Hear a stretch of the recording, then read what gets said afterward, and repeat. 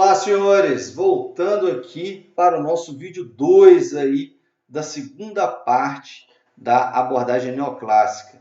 E eu já chamo a sua atenção aqui para o nosso vídeo, né, do que a gente vai abordar agora. Você veja, eu coloquei um vídeo complementar que é muito interessante, um vídeo rápido e muito ilustrativo falando sobre os tipos de planejamento, que é o que nós vamos abordar agora na nossa aula, né? Os tipos de planejamento. A gente começando aqui com uma ideia geral, né, sobre planejamento, para vocês observarem, né, as empresas, qualquer empresa, ela trabalha mediante um planejamento.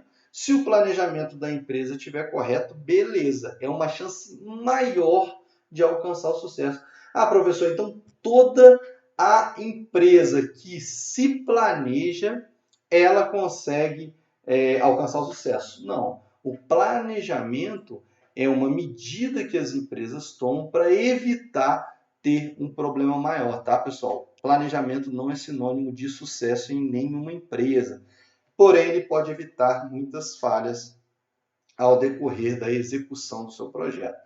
Né? Então, geralmente é a primeira, né, para quem lembra aí do pode ser, que a gente fala, é a primeira função, é a função primordial de qualquer empresa. Então, lógico, a gente tem algumas metodologias, né, para se evitar as falhas, as perdas durante o curso da ação desse meu planejamento. Vamos lá conhecer os diferentes tipos de planejamento e agora é um momento crucial para você fazer algumas anotações, que essa pirâmide ela é muito interessante até numa imagem visual, se você quiser gravar, é muito boa. Por quê? Porque ela vai te ajudar a compreender os tipos de planejamento. Beleza? Vamos lá então. Você tem aqui planejamento estratégico. Planejamento estratégico ele corresponde aí à cúpula da organização, né? Se você observar aí, geralmente é a alta administração. Por que, professor? Porque a alta administração, ela geralmente tem uma visão mais abrangente da empresa. Então, o planejamento estratégico, o próprio nome já fala, vai fazer um planejamento de estratégia da empresa. Estratégia buscando o que, professor? Buscando um longo prazo, são objetivos gerais. Professor, se são objetivos gerais no longo prazo, geralmente quem faz a alta cúpula, composta por diretores, presidentes gerais, CEOs, lembra do CEO?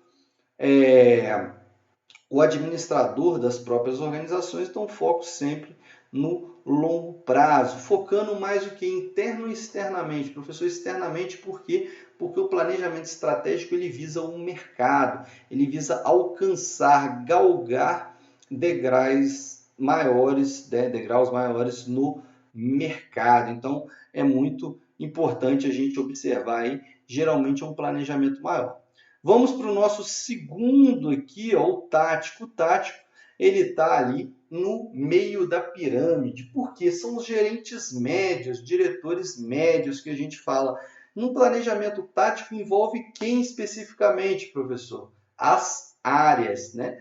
A área de estratégia, a área de recursos humanos, a nossa gestão de pessoas, logística, produção, finanças. Então, o departamento é o planejamento por área, né? As nossas áreas médias da empresa e o horizonte sempre no médio prazo. Então, destrinchando todas as áreas das organizações, nós temos aí o nosso planejamento tático. E, por fim, o nosso planejamento ali da base da pirâmide.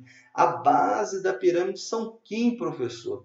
Geralmente, o planejamento é elaborado por supervisores, coordenadores. Né? Se vocês observarem aí, a gente tem um planejamento mais de curto prazo. Por quê, professor? Geralmente, o planejamento da base é um planejamento do dia a dia, um planejamento mais diário, que você precisa de fazer, dado algumas alterações que vão acontecendo no mercado. Então, planejamento rápido. Exemplo, pandemia, de uma hora para outra, Não tem como você planejar, às vezes, estrategicamente, daqui 3 anos, o que a gente vai fazer? Não, o planejamento é para agora, é nesse mês.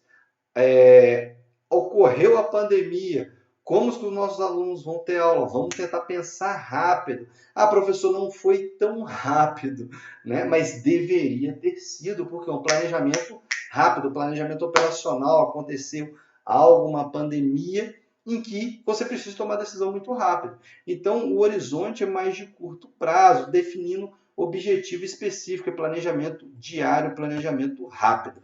Vamos agora destrinchar um pouco esses tipos de planejamento que nós falamos aqui. O planejamento estratégico, ele tem um horizonte, pessoal, eu coloquei de 3 a 5 anos, mas você pode colocar nas suas anotações, ele pode chegar a 10 anos. Nossa, professor, 10 anos é muito. Sim, depende da organização. Se é uma organização de mais renome, uma organização que já está no mercado há mais tempo, essa organização ela consegue fazer um planejamento para daqui a 10 anos. Às vezes é uma empresa pequena, né, a nível de estado, às vezes até no Brasil, mas que ela quer chegar ao nível de exportação mundial. Então ela faz um planejamento maior, né, podendo chegar a 10 anos aí. O principal objetivo dela sempre é atingir a totalidade da organização. É aquele objetivo, pessoal, da alta cúpula, né? Onde que a minha organização vai estar daqui 3, 5, 10 anos. E veja bem, uma coisa muito importante para você anotar, ele é o planejamento base. Não é porque é o operacional, que é a base da organização, que é o planejamento base. Veja bem, cuidado aí, tá?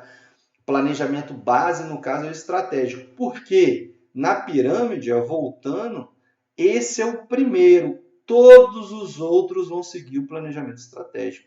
Então, é o planejamento base. Todos os demais vão seguir esse planejamento estratégico, beleza? Uma coisa também interessante a gente falar aqui, para você não cair na pegadinha. O planejamento operacional, que é o planejamento da base da pirâmide, não é feito por todos, tá, pessoal? Que estão na base, é feito somente pelos supervisores e coordenadores. Toma cuidado. Vamos lá, outro planejamento, o planejamento tático. Né? Um planejamento aí de médio prazo, eu coloquei aqui 1 a 3 anos. Por quê? Porque ali são os objetivos departamentais, os objetivos da área. Qual o objetivo do financeiro daqui a 1 a 3 anos? Enxugar um pouco a folha de pessoal. Qual o objetivo da gestão de pessoas? Gastar, né, um pouco mais com treinamento de funcionários. Então, assim, é um objetivo mais de médio prazo. E aí você tem as várias áreas aí e que quem vai definir esse planejamento são os gerentes das áreas. Então ele define o nível intermediário aí da instituição. E por fim, o nosso planejamento operacional, né, que é planejado aí no curto prazo, é aquele que eu falei com vocês, mais rápido. Ele é um planejamento de até 1 ano e você pode colocar aí, né, que dado algumas situações, eu coloquei para vocês agora a nossa época de pandemia, ele pode ser um planejamento elaborado até mesmo para ser cumprido no mesmo mês. Né? Então ele pode ter aí de 1 a 3 meses também. Né? A gente coloca até 1 ano, que é o padrão.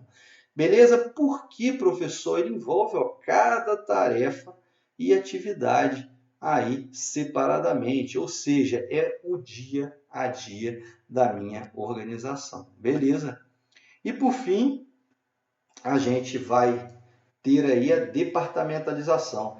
É interessante a gente observar aqui que esse conceito de departamentalização eu começo agora com vocês, né, na nossa parte 2, nosso segundo vídeo da parte 2 da abordagem neoclássica.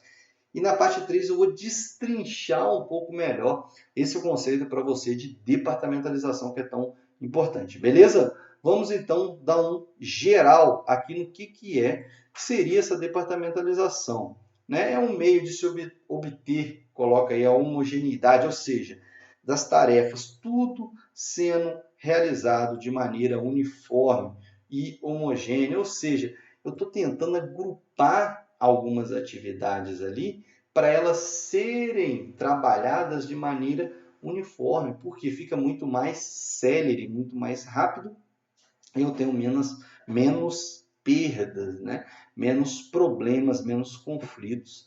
Aí, então, essa departamentalização, esse conceito de departamentalização, ele vem para a empresa no sentido de eu ter o mesmo trabalho, elaborando o mesmo processo, mesma clientela, mesmo lugar, ou seja, eu estou tentando homogeneizar determinado departamento para ficar tudo que mais fácil, mais rápido, com custo menor e de uma maneira padronizada ou uniformizada.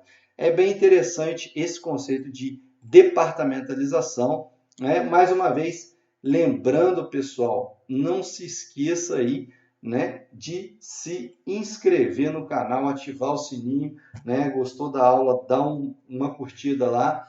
Beleza, galera? E finalizando também, o que a gente não pode deixar de falar é de você participar às vezes do chat, né? Professor, mas às vezes eu não tenho dúvida, a sua dúvida pode ser, a dúvida do colega pode ser a sua dúvida e vice-versa, sempre interagindo aí com os outros colegas, né? Às vezes um colega tem uma ideia do trabalho, da atividade, isso é muito importante. Beleza, senhores? Então até o nosso próximo vídeo aí, que vai falar da parte 3, né, da teoria neoclássica. Ela realmente é bem grande, ela é bem abrangente aí, pessoal, mas é muito importante para entendermos, tendo em vista que é uma teoria relativamente nova no mercado. Beleza, pessoal? Então, até o nosso próximo vídeo.